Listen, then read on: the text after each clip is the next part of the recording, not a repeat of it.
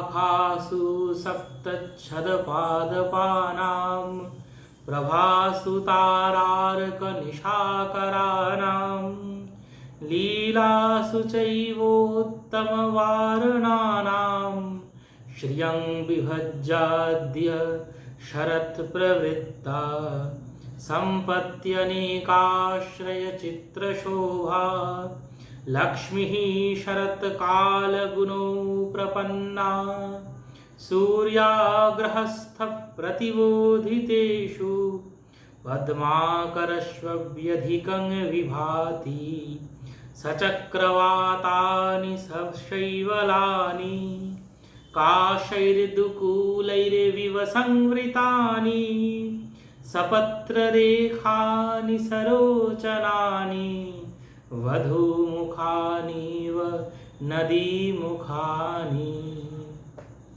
नमस्कार, नित्य उत्सव यूट्यूब चैनेले আপনাদের সকলকে জানাই আন্তরিকভাবে স্বাগত।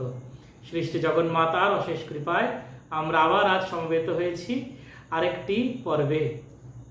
আজ অনেক দিন পরে আপনাদের সঙ্গে দেখা হলো, দীর্ঘ এক ব্যবধানের পর আবার মহালয়ার এই পুণ্য লগ্নে, মহালয়ার প্রাককালে আমরা পুনর্বার মিলিত হলাম। তাই আজকের মঙ্গলাচরণে শরৎকালের বন্দনা করে মঙ্গলাচরণ শুরু করলাম।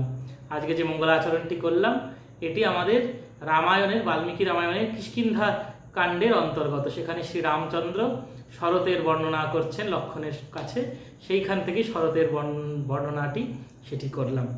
আজকের যে আলোচ্য বিষয়, সে আলোচ্য বিষয় হচ্ছে মহালয়া। মহালয়া সম্পর্কে আপামর বাঙালির মনে এক নস্টালজিয়া কাজ করে। আজ থেকে প্রায় 93 বছর আগে যে রেডিওর অনুষ্ঠান মহিষাসুরমর্দিনী সম্প্রচারিত হয়েছিল এই মহালয়ার পুণ্য প্রভাতে, সেই অনুষ্ঠান আপামর বাঙালির হৃদয়ের একবারে প্রাণের তন্ত্রীতে গ্রথিত হয়ে গেছে ওতপ্রোতভাবে। আজ আমাদের দুর্গাপূজা শুরুই হতে পারে না মহালয়ার প্রভাতী অনুষ্ঠান মহিষাসুরমর্দিনী না শ্রবণ করে। যারা কলকাতায় আছেন তারা সকলেই কলকাতায় বা বঙ্গদেশে আছেন, আকাশবাণীতে রেডিওতেই শুনতে পারেন। আমরা যারা প্রবাসে, আমরা ইউটিউবের মাধ্যমে সে অনুষ্ঠান শুনতে পারি, লাইভ সম্প্রচার আকাশবাণীর ইউটিউব চ্যানেল থেকে। নানা রকমভাবে আমরা সেই অনুষ্ঠানটিকে ঘিরে পূজার আমেজ শুরু হয়ে যায়, পূজা এসে গেছে। কিন্তু আমরা আজকে আলোচনা করব যে মহালয়ার সঙ্গে দুর্গাপুজোর কোথায় সম্পর্ক, দুর্গাপুজোর সঙ্গে মহালয়ার কি সত্যিই কোনো সম্পর্ক আছে, এবং এই মহালয়ার উৎসবটি এত অঙ্গাঙ্গিকভাবে দুর্গাপূজার সঙ্গে যুক্ত হয়ে গেছে যে আমরা শারদ শুভেচ্ছার সঙ্গে সঙ্গে শুভ মহালয়া এই বলেও শুভেচ্ছা বিনিময় করতে শুরু করে দিয়েছি। আসলেই কি মহালয়ার শুভ তিথি, নাকি মহালয়ার কি তাৎপর্য, সেইটি আজ আলোচ্য বিষয়। প্রথম আসি মহালয়া শব্দটিতে, যে মহালয়া, হঠাৎ করে এই মহালয়া কেন, মহালয়া মানে কি, মহালয়া কেন? মহালয়া হচ্ছে পিতৃতর্পণের দিন। আমাদের শাস্ত্রে বলা হয়েছে অমাবস্যাস্তু কন্যার্কে তীর্থপ্রাপ্তৌ তথা নৃপ কৃত্বা শ্রাদ্ধম বিধানেন দদ্যাৎ ষোডশ পিণ্ডকম। সংবৎসর প্রদীপ গ্রন্থে বলা আছে অমাবস্যান্তু কন্যার্কে, কন্যা রাশিতে যখন সূর্য প্রবিষ্ট হয় সেই অমাবস্যাতে নদী আদিতে গিয়ে, তীর্থস্থানেতে গিয়ে পিতৃতর্পণ এবং শ্রাদ্ধাদি পিণ্ডদানাদি কর্ম, ষোড়শ পিণ্ডদানাদি কর্ম করতে বলা হচ্ছে। এবং ভাদ্র মাসে অনন্ত চতুর্দশীর পরের দিন যে পূর্ণিমা, সেই পূর্ণিমা থেকে শুরু হয়ে যায় আমাদের পিতৃপক্ষ, যে কৃষ্ণপক্ষ শুরু হয় ওই পূর্ণিমার পর দিন থেকে, সেই কৃষ্ণপক্ষটি হচ্ছে পিতৃপক্ষ। এই পিতৃপক্ষে পিতৃলোকের নিবাসী সকল পিতৃপুরুষ তারা মর্তধামের সমীপে আসেন, এসে তিল তর্পণ, তাদের উদ্দেশ্যে নিবেদিত তিল তর্পণ, শ্রাদ্ধাদি ইত্যাদি গ্রহণ করেন। আমরা যারা বাংলার বাইরে থাকি তারা জানতে পারি এই অবাঙালিদের মধ্যে এই পক্ষটাকে তারা শ্রাদ্ধ পক্ষ বলে। শ্রাদ্ধ মানে হচ্ছে শ্রাদ্ধের পক্ষ, যে পক্ষতে শ্রাদ্ধাদি কর্ম করা হয়, এবং সেই কর্মটি কিন্তু 15 দিন ধরেই করবার কথা, কৃষ্ণ প্রতিপদ থেকে অমাবস্যা পর্যন্ত। যদি কেউ অপারগ হয় তখন অন্তিম দিবসে অমাবস্যার দিনে সেই কর্মটি সম্পাদন করতে হয়। এবং এই অমাবস্যা তিথিতে মর্তবাসী মনুষ্যকুল তারা সকলেই বিরাজ করছেন, এবং পিতৃপুরুষও তাদের উদ্দেশ্যে নিবেদিত তিল তর্পণ ইত্যাদি গ্রহণ করবার জন্য এই মর্তধামে আগত হয়। এবং যেখানে জীবিত পুরুষ রয়েছেন, মৃত পিতৃপুরুষ তারাও এসে গেছেন, তাদের সকলের আত্মা মর্তধামেতে একত্রে বিরাজ করছেন। তাই মর্তধাম হয়ে উঠছে এক মহা আলয়, মানে এক বিশাল আলয় অট্টালিকা, যেখানেতে সকলের স্থান হয়েছে। এই মহা আলয়তে পরিণত হয় বলেই এই দিন তিথিটির নাম হচ্ছে এই তিথিটিকে মহালয় বলা হয়েছে। এবং তিথি সকলেই স্ত্রীলিঙ্গ রূপ, তাই জন্য স্ত্রীলিঙ্গ রূপ দেওয়ার জন্য মহালয়া। আমাদের যে কটি তিথি আছে, প্রতিপদী তিথি, ওটা আমরা প্রতিপদ বলি, কিন্তু সংস্কৃততে প্রতিপদী, দ্বিতীয়া, তৃতীয়া, চতুর্থী, পঞ্চমী, ষষ্ঠী, সপ্তমী, অষ্টমী, নবমী, দশমী, একাদশী, দ্বাদশী, ত্রয়োদশী, চতুর্দশী, পূর্ণিমা, অমাবস্যা, সবকটি কিন্তু স্ত্রীলিঙ্গ। এবং এই তিথিতে স্ত্রীলিঙ্গ যেহেতু, তাই জন্য মহালয়টা স্ত্রীলিঙ্গ রূপ প্রদান করে মহালয়া হয়েছে। যেদিনকার পৃথিবী হয়ে ওঠে এক মহা আলয়, যেখানে মৃত পিতৃপুরুষ এবং জীবিত উত্তরসূরিরা তাদের উদ্দেশ্যে তিল তর্পণ আদি নিবেদন করেন। এবার প্রশ্ন, মহালয়া কি শুভ না অশুভ? মহালয়া নিশ্চয়ই করে অশুভ বলা যায় না, কারণ শাস্ত্রে বলা আছে পিতৃপুরুষের পূজা না করে, তাদের উদ্দেশ্যে তিল তর্পণ আদি না করে, তাদের উদ্দেশ্যে শ্রাদ্ধাদি কর্ম সম্পাদিত না করে দেবকার্যে অধিকার জন্মায় না। তাই পিতৃপুরুষ যেদিনকার সমাগত, তাদের উদ্দেশ্যে তর্পণাদি শ্রাদ্ধাদি নিবেদন করা হচ্ছে, সেটি অশুভ কর্ম কদাচর নয়। কিন্তু সমস্ত কি কর্মেরই একটা ব্যবহারিক দৃষ্টিভঙ্গি আছে। আমাদের তত্ত্বগত দৃষ্টিভঙ্গিতে যা দেখি আমরা ব্যবহারিক ধরাতলে, তার মধ্যে পৃথকত্ব দৃষ্ট হয়। যেমন শ্রাদ্ধ কর্ম, কেউ প্রয়াত হলে তার 10 দিন বা 12 দিনের দিন যে শ্রাদ্ধ হয়, 13 দিনের দিন যে শ্রাদ্ধাদি কর্ম হয়, সে কর্মটি কি অশুভ কর্ম? অশুভ নয়, সে আত্মাকে মুক্তি প্রদান করবার জন্য কর্ম। সেখানে যজ্ঞেশ্বর নারায়ণ শ্রী বিষ্ণু সাক্ষী রয়েছেন যে কর্মে তিনি মঙ্গলায় তনোহরি মঙ্গলম ভগবান বিষ্ণু মঙ্গলম গরুড়ধ্বজ মঙ্গলম পুণ্ডরীকাক্ষ মঙ্গলায় তনোহরি, তিনি যেখানে বিরাজিত, সে কর্ম কখনোই অশুভ হতে পারে না। কিন্তু ব্যবহারিক দৃষ্টিতে আমরা কারুর শ্রাদ্ধাদি অনুষ্ঠানেতে গিয়ে বলি না শুভ শ্রাদ্ধ, আমরা কি বলি যে শুভ শ্রাদ্ধ? শুভ শ্রাদ্ধ যেমন বলি না, ঠিক একই রকমভাবে মহালয়ার দিন শুভ মহালয়াটি বলা যায় না, কারণ সেটি শ্রাদ্ধ দিবস। লোক ব্যবহারেতে শ্রাদ্ধকে কখনো শুভ শ্রাদ্ধ বলা হয়, কারণ তার সঙ্গে একটি বিরহের ব্যথা জড়িত থাকে। এই পিতৃপুরুষকে আমরা স্মরণ করছি, কিন্তু তার পিছনে একটা বিরহের জ্বালা, বিরহের দুঃখ থাকে। সেই বিরহটার মধ্যে কোনো আনন্দ আমরা খুঁজে পাই না। যিনি তত্ত্বজ্ঞানী, তিনি নিশ্চয়ই করে জানেন যে জাতস্য হি ধ্রুবম মৃত্যু ধ্রুবম জন্ম মৃতস্য চ, যে যিনি জন্মেছেন তার মৃত্যু অবশ্যম্ভাবী, এবং মৃত ব্যক্তির আবার জন্ম হবে। কিন্তু সেটিকে আমরা বাহ্যিক লোক ব্যবহারে, কেউ মারা গেলে কখনো বলি না আহা হা কি আনন্দ, কি আনন্দ, এই তো আবার নতুন জন্ম পাবে, এরকম যদি কেউ বলে তাহলে বুঝে নিতে হবে তার মানসিক স্থিতি ঠিক নেই, সে উন্মাদ দশা প্রাপ্ত হয়েছে। কিংবা কেউ জন্মানো মাত্রকে যদি কেঁদে বলে আহা গো জন্মালো, আর তো মরে যাবে। তো যে সময়ে মোমেন্টারিলি আমরা লিভ করি, সেই মোমেন্টে যেটি হচ্ছে সেটিকে আমরা উপভোগ করব, সেটি আমাদের মনুষ্য ধর্ম। একটা রেশনাল হিউম্যান বিইং সেই কাজটিই করেন। তো সেই কারণে মহালয়াটিকে শুভ বলার কোনো যৌক্তিকতা নেই। এবং মহালয়ার সঙ্গে শারদীয় দুর্গাপুজোর কোনো সম্পর্ক নেই, কারণ যে বছর আশ্বিন মাস মলমাস পরে, সে বছর আমরা দেখতে পাই মহালয়ার থেকে 45 দিন পরে, 1 মাস পরে দুর্গাপুজো হয়। 45 দিন প্রায় সময় থাকে, সেখানে 1 মাস পুরো অপেক্ষা করতে হয়, তারপরে দুর্গাপূজা আরম্ভ হয় মহালয়ার পরে। কারণ সেই 1 মাস যেটা মহালয়ার পরে, সেটি মলমাস থাকে, সেই সময় দুর্গাপুজো হতে পারে না। শুদ্ধ আশ্বিন মাসে দুর্গাপুজো হয়। আর অমাবস্যাটা যেটা, সেটা ভাদ্র মাসে অমাবস্যা, মুখ্যচন্দ্র মাস ধরে যেহেতু শ্রাদ্ধাদি কর্ম হয়, সেই কারণে অমাবস্যাটিকে ভাদ্রের অমাবস্যা ধরা হয়। এবং গৌণচন্দ্র মাস হিসাবে ধরলেও এটি ভাদ্র মাসই চলতে থাকে। গৌণচন্দ্র মাস হিসাবে ধরলে সেটি আশ্বিন মাস চলে, কিন্তু মুখ্যচন্দ্র মাস হিসাবে ধরলে সেটি ভাদ্র মাস চলে। আর শ্রাদ্ধাদি কর্ম মুখ্যচন্দ্র মাস ধরেই করণীয়, সে কারণে ভাদ্র মাসের অমাবস্যা। তাই যখন মলমাস পড়ে, তখন আমরা এটি বুঝতে পারি যে মহালয়ার সঙ্গে দুর্গাপূজার কোনো সম্পর্ক নেই। শুধু রেডিওতে যে প্রভাতী অনুষ্ঠানটি, ওটি মহালয়ার দিনে সম্প্রচারিত হয়, এবং সেটি এমন সুন্দরভাবে পপুলারাইজড হয়ে গেছে আপামর বাঙালির হৃদয়ে, তাই আমরা মহালয়াটাকে দুর্গাপুজোর সঙ্গে জুড়িয়ে নিয়েছি।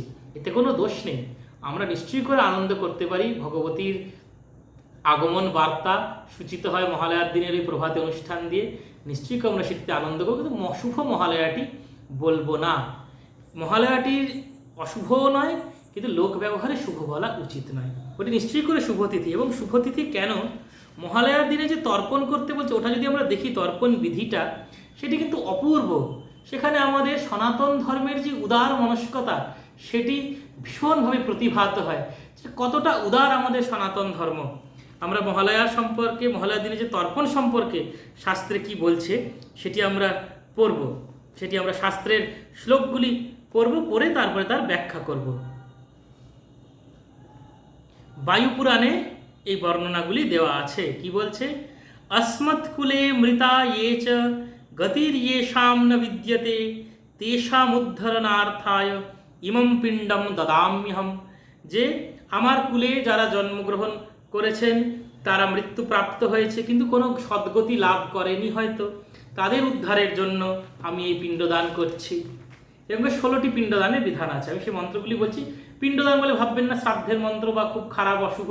মন্ত্রগুলির ভাবটি যদি বুঝতে পারা যায়, মনে আনন্দ হবে যে কি অপূর্ব চিন্তাধারা আমাদের ঋষিমুনিদের। সনাতন ধর্মের ঋষিরা কি উদার মনস্ক। কারণ এটা মিথ্যা প্রচার হয়, সনাতনী ব্রাহ্মণরা তারা সকলকে পদদলিত করেছে, নিষ্পেষিত করেছে। এটি সব জায়গায় দেখা যায়। যখন কারোর হাতে ক্ষমতা থাকে, ক্ষমতার সুব্যবহার যেমন হয়, কিছু কিছু ব্যক্তি তারা তার অপব্যবহারও করে। কিন্তু তাদের জন্য পুরো সমাজকে কুলুষিত করে দেওয়া যায় না, সকলকে একভাবে দাগিয়ে দেওয়া যায় না যে সকলে খারাপ। আমাদের সনাতন ঋষিরা কি ভালো উদার মানসিকতার পরিচয় দিয়েছে, এই মন্ত্রগুলি পড়লে আমরা জানতে পারবো। তারপরে বলছে মাতামহ কুলে ইয়ে চ গতির্যেষাং ন বিদ্যতে তেষাং উদ্ধারণার্থায় ইমং পিণ্ডং দদাম্যহম। প্রথমে পিতৃকুল, তারপরে মাতৃকুল, তারপরে বলছে বন্ধুবর্গ কুলে ইয়ে চ গতির্যেষাং ন বিদ্যতে তেষাং উদ্ধারণার্থায় ইমং পিণ্ডং দদাম্যহম।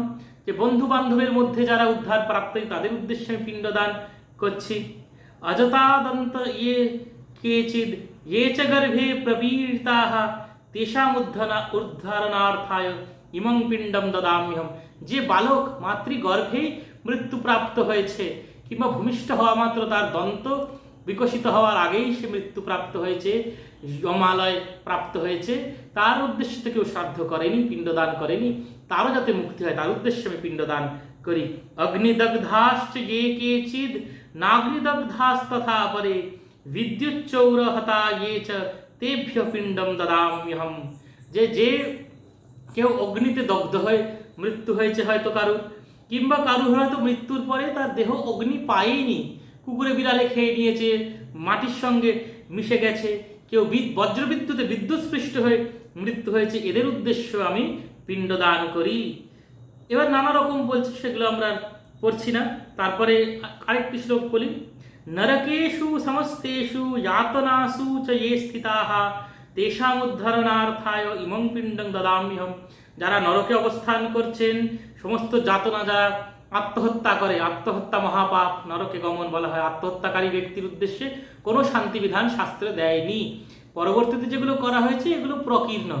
শাস্ত্রে বলেছে আত্মহত্যাকারীর উদ্দেশ্যে কিচ্ছু করবার নেই, এক কল্পকাল ক্লেশ ভোগ করবার পরে তার আত্মা মুক্তি লাভ করে। কিন্তু তাও, এবং আত্মহত্যাকারীকে যারা দাহ করে, তার দেহ যারা স্পর্শ করে, যারা বহন করে নিয়ে যায়, তাদের প্রতিকার করবার জন্য বিষ্ণু যাগ ইত্যাদির ব্যবস্থা দেওয়া হয়েছে। বিষ্ণু বলি ইত্যাদি নানা রকমের ব্যবস্থা আছে। তাই আমাদের কত সুন্দর শাস্ত্র। তারপরে বলছে পশু যৌনিগতা ইয়ে চ পক্ষী কীট সরীসৃপাঃ অথবা বৃক্ষ যৌনি স্থাভ্য তে পিণ্ডম দদাম্যহম। যে যারা হয়তো অশুভ কর্মের ফলে তারা পশুকুলে জন্মগ্রহণ করেছেন, পক্ষীকুলে জন্মগ্রহণ করেছেন, তাদের উদ্দেশ্যে আমি পিণ্ডদান করি। এখানে একটি সুন্দর কথা বলবার ইচ্ছা হলো, যে অনেকের মনে প্রশ্ন জাগে, আমাদের যখন পুনর্জন্ম হয়ে যায়, তাহলে আমরা যে জল দিই, শ্রাদ্ধ করি, পিণ্ডদান করি, তাহলে তারা সেটা গ্রহণ করবেন কি করে? এটির সুন্দর উত্তর দিয়েছিলেন আমাদের পূর্ব আমনায়ের জগৎগুরু নিশ্চলানন্দ সরস্বতীজি। এই পিণ্ডদান করলে কি হয়, যে পক্ষীকুলে জন্মগ্রহণ করেছে তার উদ্দেশ্যে যদি পিণ্ডদান করা হয়, পক্ষীর খাদ্য কৃমি কীট, সে সেই পিণ্ডদানের পুণ্য ফলে সুগম রূপে কৃমিকীট লাভ করে, সে কৃমিকীট গ্রহণ করতে পারে সেই পক্ষী। যদি সিংহকুলে জন্ম হয়, তার মুখের সামনে হরিণ চলে আসে, এই পিণ্ডদানের পুণ্য স্বরূপ। যদি সে মনুষ্যকুলে জন্ম হয়, কারোর যদি দেখি আমরা প্রচুর ঐশ্বর্য, ধনবৈভব ইত্যাদি রয়েছে, তার হয়তো উত্তরপুরুষরা তার উদ্দেশ্যে পিণ্ডদান করে যাচ্ছে। সেই পিণ্ডদানের মন্ত্রের সুফলে সে সেই জিনিসগুলি, বস্তুগুলি, সেই ভোগগুলি প্রাপ্ত হচ্ছে। হয়তো দেখি তার এই জন্মে খুব ভালো শুভকর্ম নেই, কিন্তু সে প্রচুর ভোগ ঐশ্বর্য ভোগ করছে। হতে পারে তার উত্তরপুরুষরা তার উদ্দেশ্যে পিণ্ডদান করছে, সেই পিণ্ডস্বরূপ পিণ্ডদানটা তার জাগতিক যে প্রয়োজনীয় জিনিস সেই রকমভাবে সে পাচ্ছে। যেমন ধরুন, আমার কোনো আত্মীয় যদি আমেরিকায় থাকে, আমি ইন্ডিয়ান কারেন্সি তাকে পাঠালাম, আমার ইন্ডিয়ান কারেন্সি সেখানে তো চলবে না, সেখানে ইন্ডিয়ান কারেন্সিটা আমেরিকান ডলারে কনভার্ট হয়ে যাবে, হয়ে গিয়ে সে সেটার সমতুল, আমার ইন্ডিয়ান কারেন্সিতে আমি যদি 85 টাকা দিই, সেখানে তার $1 হবে, সেই 85 টাকা সমান সমান $1, সেইটি রূপে সে গ্রহণ করবে। তেমনি আমি পিণ্ডদান এখানে করলাম তার উদ্দেশ্যে, সেই পিণ্ডদানের ইকুইভ্যালেন্ট যদি তার যে ব্যাঘ্রকুলে জন্মগ্রহণ করেছে তার কাছে একটা হরিণ শাবক হয়, সে সেই হরিণ শাবকটি প্রাপ্ত হবে। যে মনুষ্যকুলে জন্মগ্রহণ করেছেন, সেই পিণ্ডদানের ফলস্বরূপ যদি তার কায়িক ক্লেশ বা কায়িক পরিশ্রম কিছুটা লাঘব হয়, সেই রকমভাবে সে সেটি গ্রহণ করবে। এরকমভাবে পিণ্ডদান কাজ করে। তা সেটি আমাদের শাস্ত্রে বলছে যে পক্ষীকুলে জন্ম হয়েছে, যেখানে যে জন্ম হয়েছে, ইয়ে কেচিৎ প্রেত রূপেণ বর্তন্তে পিতরো মম তে সর্বে তৃপ্তিমায়ন্তু পিণ্ডদানেন সর্বদা। যদি আমার কোনো পিতৃপুরুষ তারা মুক্তি লাভ করেনি, প্রেত রূপে ঘুরে বেড়াচ্ছে, তারাও যেন আমার এই পিণ্ডদানের দ্বারা মুক্তি লাভ করে। এই উদ্দেশ্যে আমাদের মহালয়ার দিনের এই পিতৃতর্পণ, পিতৃশ্রাদ্ধ। এবার আসি পিতৃতর্পণ বা পিতৃশ্রাদ্ধের কাল নির্ণয়। সাধারণত দেখা যায় সকলেই একদম মহালয়ার মহিষাসুরমর্দিনী অনুষ্ঠান চলছে, সেই সময় ঘাটে তর্পণ করছেন, সমস্ত নিউজ চ্যানেলরা চলে যায়, ঘাটে ঘাটে ভিড় দেখা যায়, বাজে কদমতলা ঘাটে ভিড়, প্রিন্সেপ ঘাটে, জাজেস ঘাটে ভিড়, সূর্যোদয় হচ্ছে, বেশ সুন্দর একটা ভিউ, একদম সূর্য উঠছে, একটা সানরাইজের ভিউ, তার সঙ্গে মহালয়ার মহিষাসুরমর্দিনীর যে অনুষ্ঠান অখিল বিমানে তব জয় গানে ভেসে আসছে, খুব সুন্দর মনোমোহক। কিন্তু সেটি পিণ্ডদানের বা তর্পণের কাল নয়, কখনোই সেটি পিণ্ডদান বা তর্পণের কাল নয়। শাস্ত্র কি বলছে? কন্যাম গতে সবিতরি দিনানি দশ পঞ্চচ পার্বণেন বিধানেন শ্রাদ্ধম তত্র বিধীয়তে। যে কন্যা রাশিতে রবি গেলে সেই দিনকারেতে পার্বণ শ্রাদ্ধ বিধিতে শ্রাদ্ধ করবে, কিন্তু কোন সময় করবে শ্রাদ্ধ সেইটি কি বলছে? পূর্বাহ্ন বৈ দেবানাম মধ্যম দিনম মনুষ্যানাম অপরাহ্ন পিতৃনাম। পূর্বাহ্নকাল দেবতাদের উদ্দেশ্যে, তাই আমরা দুর্গাপুজোর যে নির্ঘণ্ট দেখি সবেতে লেখা থাকে পূর্বাহ্নের মধ্যে শ্রী শ্রী শারদীয়া দুর্গা দেবীর সপ্তমী বিহিত পূজা প্রশস্তা। এই সময় জেনারেলি 9:27 এই অবধি বঙ্গদেশে কলকাতায় পূর্বাহ্নকাল থাকে। সূর্যোদয়ের পরে প্রথম 3 ঘন্টা হচ্ছে পূর্বাহ্নকাল, প্রথম 4 ঘন্টা, 3 ঘন্টা না, প্রথম 4 ঘন্টা পূর্বাহ্নকাল। এই 4 ঘন্টার মধ্যে দেবকার্য করতে হয়, তারপরে 4 ঘন্টা মধ্যাহ্নকাল এবং তারপরে অপরাহ্নকাল। এই মধ্যাহ্নকাল হচ্ছে মনুষ্যের ভোজনের সময়, দুপুর 12টা থেকে মধ্যাহ্নকাল, পূর্বাহ্নের পরের যে সময়টুকুনি 9:27 পথে 9:30 থেকে 10:30, 11:30, 11:30, 1:30, এইটা অবধি মধ্যাহ্নকাল। তারপরে 1:30টার পরে হচ্ছে অপরাহ্নকাল, সেই সময়টা পিতৃকার্যের কাল। তাই জন্য আমরা দেখবো শ্রাদ্ধাদি কর্ম যে পুরোহিতরা করেন তারা জানেন যে যখন শ্রাদ্ধ করা হয় দুপুর 12টার আগে শ্রাদ্ধ শুরু করে না, 12টার পরে শ্রাদ্ধের কর্ম শুরু করে, করতে করতে পিণ্ডদান 1টা-1:30 বেজেই যায়, কিংবা তারপরেও চলতে থাকে। সেটি আবার বেশিক্ষণ নিয়ে যাওয়া যায় না, প্রদোষকাল বা সন্ধ্যাকালে করতে নেই, রাক্ষসী বেলা জেনারেলি ধরা হয় বিকাল 4টে থেকে 5টা এই সময়টা, বা 3:30-র পর থেকে। ওই রাক্ষসী বেলা কালটা আবার পরিত্যাজ্য এই পিণ্ডদান ইত্যাদি কর্মের জন্য, তার আগে সমাপ্ত করতে হয়। এখানে সেটাই বলা আছে, প্রাতঃকাল মুহূর্তাস্ত্রীম সঙ্গবস্তাবদেবতু মধ্যাহ্ন স্ত্রী মুহূর্ত স্যাদ অপরাহ্নস্তু পরম সায়াহ্ন স্ত্রী মুহূর্ত স্যাদ শ্রাদ্ধম তত্র ন কারেত রাক্ষসী নাম সাবেলা গর্হিতা সর্বকর্মসু। যে সায়ন্নকালের আগের যে ত্রিমুহূর্ত সময়, সায়ন্নকালের শেষ ত্রিমুহূর্ত সময়, শ্রাদ্ধম তত্র ন কারেত, সেই সময় শ্রাদ্ধাদি কর্ম, পিণ্ডদানাদি কর্ম করতে নেই, কারণ রাক্ষসী নাম সেই বেলা, সেটা গর্হিত। তাই পূর্বাহ্নকাল প্রশস্ত নয়, অপরাহ্নকাল পিণ্ডদানের এবং শাস্ত্রে বলে তর্পণের জন্য মধ্যাহ্নকাল প্রশস্ত। তাই সকালবেলা জেনারেলি কালকের যে সময়টি আছে 10টা 46 এরকম সময়ের পর থেকে তর্পণাদি পিণ্ডদানাদি কর্ম করা যেতে পারে, সেটি উচিত। একদম ভোর ভোর সকাল সকাল গিয়ে গঙ্গায় তর্পণাদি সেরে ফেরবার সময় জিলিপি সিঙ্গারা নিয়ে বাড়িতে আসা, এরকমটি করা উচিত না। কারণ আমি জিলিপি সিঙ্গারাটা বললাম কেন, আমার পিতৃদেব তিনি এই কার্যটি করতেন। তিনি অতটা তো তখন আমি শাস্ত্রাস্ত্র পড়িনি, তাকে তাই বলা হয়নি। তাই তিনি ওরকম ভোরবেলায় তর্পণ করতে যান এবং তর্পণ করে ফেরবার সময় জিলিপি সিঙ্গারা নিয়ে আসা হয়। জেনারেলি অত ভোরে তো এখন আর বাঙালিরা ওঠে না, আর সেই রকম আর বেলা দুপুর হয়ে গেলে 6:30 7টা বেজে গেলে আর সিঙ্গারা জিলিপি খাওয়ার যে আনন্দটা সেটা করে উপভোগ করা যায় না। তাই জন্য সিঙ্গারা জিলিপি যারা খাবেন খান, কিন্তু তর্পণ যারা করবেন উপবাসী থেকেই তর্পণাদি করা উচিত। দেবকার্য পিতৃকার্য উপবাসী থেকেই করা উচিত এবং এই পিতৃকার্য সমাপ্ত করবার পরেই সেদিনকার জল আদি গ্রহণ করা উচিত। এবং এই পিতৃকার্য সকলেরই কর্তব্য, যাদের পিতৃপুরুষ গত হয়েছে এবং যাদের পিতৃপুরুষ জীবিত তাদের কর্তব্য নয়। তারা পিতৃ সেবার মাধ্যমেই পিতৃকার্য সম্পাদন করতে পারবেন। কারণ জীবিত পিতার তো আলাদা করে আর তার উদ্দেশ্যে তর্পণ দেওয়া নেই, পিতার সেবা করলেই তার পিতৃ সেবা পিতৃ পূজা হয়ে যাবে। কারণ সেবার মাধ্যমেই পূজা, কাউকে প্রীতিবর্ধন করাই হচ্ছে পূজা। পিতার যদি প্রীতিবর্ধিত হয় তাহলে সেটা পিতৃ পূজা হবে। যার পিতা জীবিত, যার পিতা পিতামহ ইত্যাদি গত হয়েছে, তারা মান্ত্রিক মাধ্যমে উপাচার আদি দিয়ে জল তিল ইত্যাদি উদক ইত্যাদি প্রদান করে তাদের উদ্দেশ্যে সেবা পূজা করবে। এবং পিতৃকার্য না করলে দেবকার্যের অধিকার জন্মায় না, এটি শাস্ত্র সিদ্ধান্ত। সেই কারণে দেবীপক্ষের আগে আসে পিতৃপক্ষ।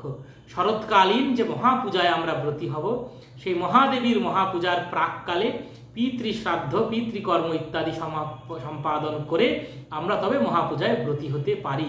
যখনই আমরা জানি শুভকর্ম করায় গৃহপ্রবেশ বা দেববিগ্রহ প্রতিষ্ঠা ইত্যাদি শুভকর্মে সবের শুরুতে কিন্তু আভ্যুদয়িক শ্রাদ্ধ বিবাহ কর্ম, আভ্যুদয়িক শ্রাদ্ধ পিতৃপুরুষের উদ্দেশ্যে শ্রাদ্ধ পূজা করে নিয়ে তারপরেই সেই শুভকর্মটিতে প্রবৃত্ত হতে হয়।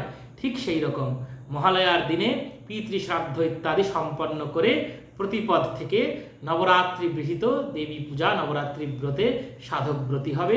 যারা প্রতিপদাদি কল্পারম্ভে দুর্গা পূজা করবেন তাদের দুর্গা পূজা শুরু হয়ে যাবে। যারা ষষ্ঠী আদি কল্পারম্ভে পূজা করবে তাদেরও মনে মনে মানসে দুর্গা পূজার প্রস্তুতি শুরু হবে। আসন্ন শারদোৎসব সকলের খুব মঙ্গলময় হোক এই প্রার্থনা করি। আমাদের পিতৃপুরুষের ভগবতী জগন্মাতার আশীর্বাদ সকলের উপর বর্ষিত হোক এই প্রার্থনা। ওম শান্তি শান্তি শান্তি। হরি ওম তৎসৎ। শ্রী শারদার্পণমস্তু।